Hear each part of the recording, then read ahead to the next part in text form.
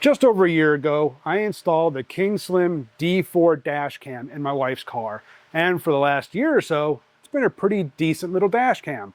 It's got front and rear cameras, records in 4K, and overall we were really happy with the video quality and the way this thing worked.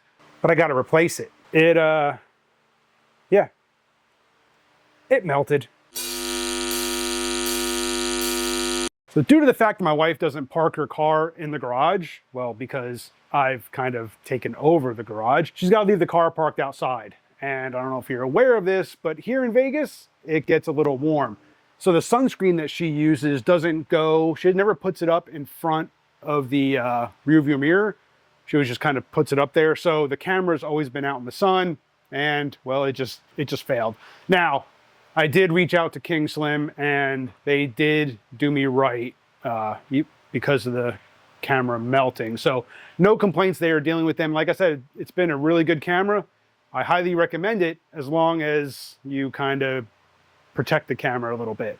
But the one that I'm going to replace it with is this Wolfbox G930. Now this one is designed to mount right to the back of your rear view mirror. So hopefully with this mounted on the mirror, my wife will put her sunscreen up between the rear view mirror and the windshield, thereby protecting the camera. So this is the one that I'm going to use. The installation should be pretty simple. I'll leave a link to that video up here. It's going to be the same as the King Slims. I'm not going to go into detail too much with this as far as running the power wire and running the rear view camera. Actually, I don't even need to replace my rear view camera because the connections should be the same. So I'm going to I should be able to reuse the same one that I already installed for the King Slim. I do have to replace the power module just because this has a USB-C type power connector and the King Slim used like a micro USB connector. So I do have to replace that. But I'll be able to use the same, fuse box splice and all that stuff. So I'm not going to go into detail there, but so if you want to see, I'll link to that video up here, how I installed the King Slim camera. You can see how I did all the power and everything there. But let's get this camera installed. Well, wouldn't you know, I'd have to rerun the cable that goes to the rear camera because the end that connects to the actual unit up front, different connector. Whatever, why can't they standardize this stuff?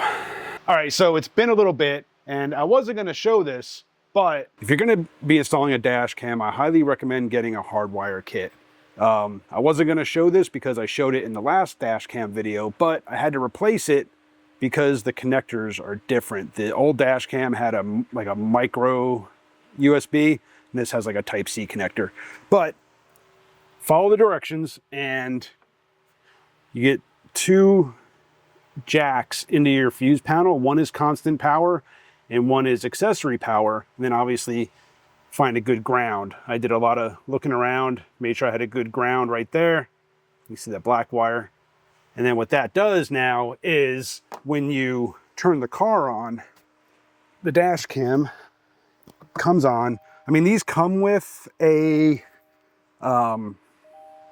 like a plug for like the cigarette lighter or the power jack or whatever, but with the hardwire kit, it's a lot cleaner of an install. You can run the wires up behind your trim, which if you have airbags or side curtain airbags, don't run the wire between you and the airbag. Run the wire up behind the airbag, just so that if something happens and your airbag goes off, it doesn't yank that wire, probably. Run it behind the airbag, between the airbag and the body, not between the airbag and you. So with the hardwire kit installed, everything is working. So now I can mount the dash cam and run the wires. All right, so with everything back together, I've been playing around with the dash cam a little bit. And let me show you some of these. It's got all kinds of settings you can change in this thing. And the image quality, wait till you see this. All right, so right now I have it set to the front camera, but you can go in here and go into my settings and you can set up like your resolution. Hopefully you can see that. Right now I have it set to 4K, 1080p. I'm not sure how well my camera's gonna focus on the screen right here, but you can change your resolution. you can set up your movie clip time. So when it records, it's going to do in 3-minute clips. So every 3 minutes, it should start a new video clip. Parking mode, you can set your G level sensitivity. So if your car is bumped while it's parked, it should start recording. Volume settings, screensavers off. What I went in here, so it's GPS information, clock settings, all kinds of stuff. The default boot display though, I want it set to my rear camera, because since this cam mounts to your rear view mirror, you no longer have a rear view mirror. I don't need to see what's recording out of the nose, or out of the front camera. Nose cam is a whole other thing. I want it set that when it boots up, it goes to the rear camera. And as you see there, all you gotta do is swipe and you can change.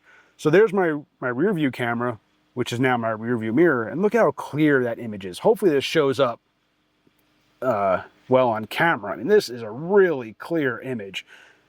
If I were to zoom in, I could probably read the license plate on my Charger, possibly. But you swipe, now I'm on the front cam, which the front cam is nice because it's right here, and you can make your adjustments. I can tweak this nose cam, and I can change the alignment. So even though this is mounted to my rear view mirror, I can set the mirror straight or wherever I want it and adjust the nose. Front cam, nose cam is a whole other thing. That's my day job. But yeah, this has some adjustments to that front cam so you can get it aligned to where you want it. Obviously you can adjust the mirror for maybe a little more coarse adjustment. But again, so this is the actual front facing camera. You can tweak on the lens a little bit, and that'll give you some adjustability to that. Hopefully this is showing up clear enough. It's hard to tell on my little screen on my camera if this is showing up well, but that is a really clear image. I mean, right now you're just staring at a dirty workbench, but yeah, I'm gonna leave it. Whoops, now I have the dual cameras, both front and rear, but I'm gonna leave it on the rear because like I said, this clamps, or this just kind of straps to your rear view mirror. So now I don't have a rear view mirror anymore. So my camera is gonna act as a rear view mirror. I don't care to see what's actually recording out the front. Once I have it all aligned, I don't need to look at it again. Real quick, guys, have you seen the links below to the MoonBuilt Garage Teespring store? We got the original MoonBuilt Garage logo shirts. Maybe you're a fan of the Dodge D100 shop truck project. We got that shirt. Now that I'm pretty much a professional TIG welder, I got the TIG Torch shirt. Maybe you're more of an old school MIG guy. Got the MIG Torch shirt. Dodge Charger. I got MoonBuilt Garage decals. Guys, these t-shirts, they're not your typical 100% feel like you're wearing a burlap bag t-shirt. These things are next level tri-blend, literally next level, lightweight, super soft and comfortable t-shirts, guys. So check out the links below to the MoonBuilt Garage Teespring store. And as always, I appreciate each and every one of you for your continued support. So yeah, there you go, guys. There is the Wolfbox G930 dash cam.